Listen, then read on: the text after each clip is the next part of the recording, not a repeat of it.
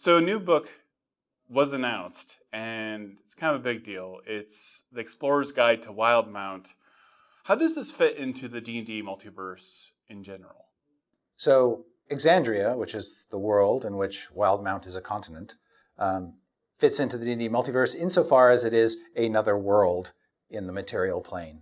So just like Eberron or Toril or Kryn or Athos, it exists in that same sphere.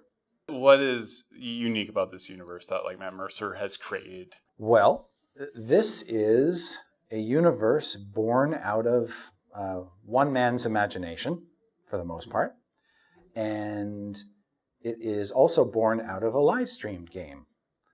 This is kind of a first for official D&D campaign settings, that Matt has been organically developing this world over a number of years to appeal to his group of players and friends, and also to sort of throw out there into a wilder world. And no other world has that. In terms of the world itself and what differentiates it, I think that it's a unique blend of classic D&D adventuring with kind of a political background, a tense moment in the history of Exandria, where great political powers are vying for control over one continent's resources.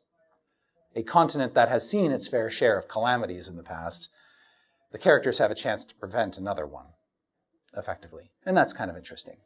I also think a lot of Matt's ideas within the setting have never been seen before. For instance, the Dunamancy idea, this concept of multiple possibilities and how magic can be used to kind of thread through these possibilities to make things unfold in unexpected and weird ways, or to almost like tugging on the strings of parallel universes and sort of high concepts like that. Mm-hmm. And so bringing in some of these more sophisticated ideas or concepts into what is traditionally a very much medieval fantasy genre.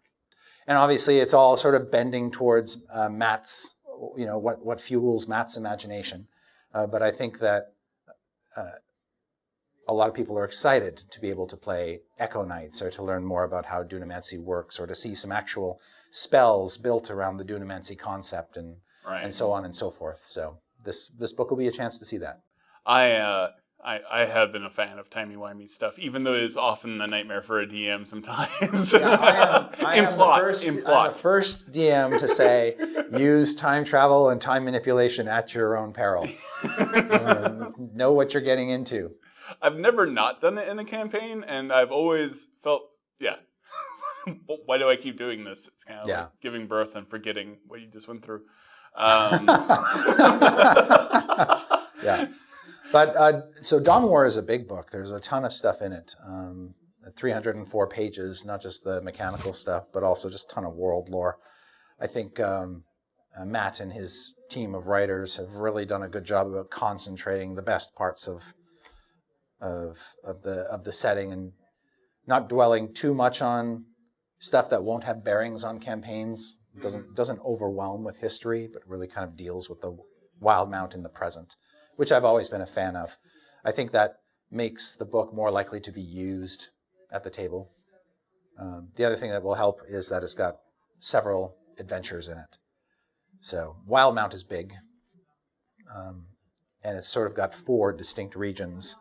And when we were sitting down with Matt to outline the book, or rather to review his outline of the book, one of the ideas that was put forward was to have a starting adventure for each region.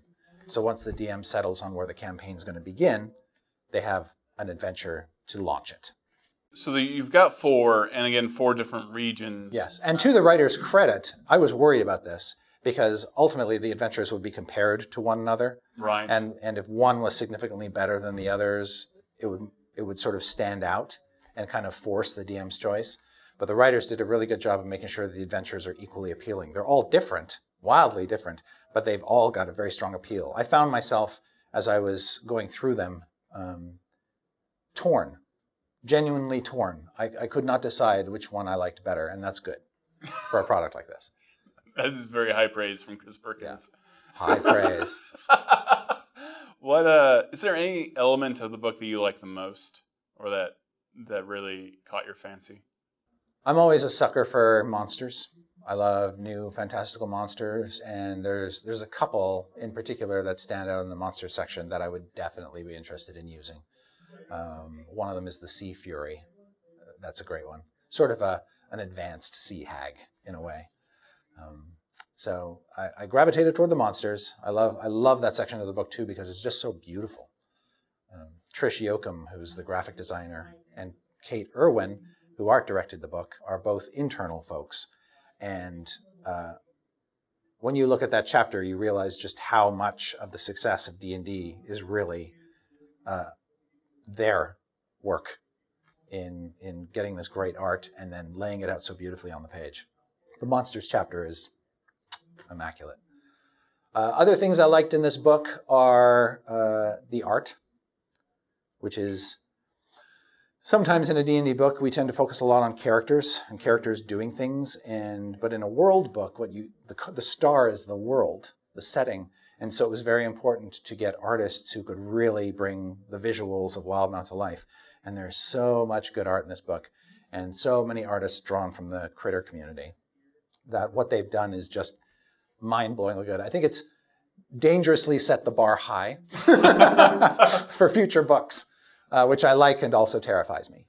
It's got a lot of art, and it's all great, and we're going to use several of these artists hopefully in future D&D products as well, so that worked out for everybody. Oh, that's very exciting. Yes. Pre-order now on dndbeyond.com and receive exclusive bonus content with everything that you need to start your own adventure.